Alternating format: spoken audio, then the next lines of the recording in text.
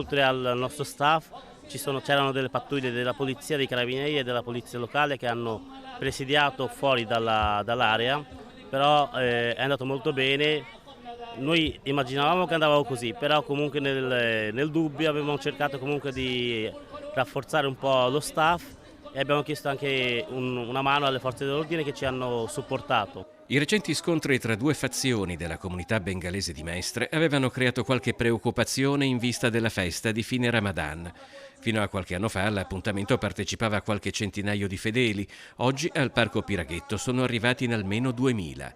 Prince Aulad è impegnato in prima persona non solo nell'organizzazione della festa, ma anche e soprattutto nel complesso percorso di integrazione della sua comunità. Ieri anche le due famiglie che erano coinvolti in queste aggressioni si sono ritrovati, hanno anche fatto delle foto, hanno pubblicato anche le loro foto insieme, quindi sembrerebbe tutto risolto. In Comune di Venezia vive la più grande comunità bengalese d'Italia dopo Roma, circa 10.000 persone. Da quanto tempo vive in Italia? Italia 14 anni.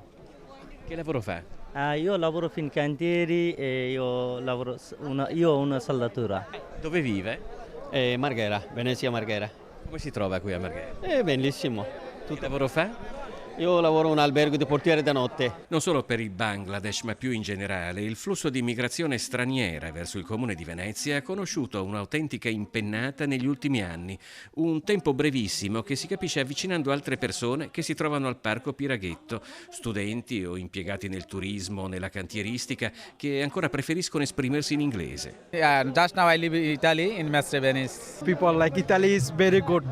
Purtroppo quello che è successo nell'ultima settimana è un episodio molto grave, tanto che anche il nostro imam ha ribadito che questi comportamenti, questi modi, questi tipi di aggressioni che sono successi a Venezia non devono più ricapitare.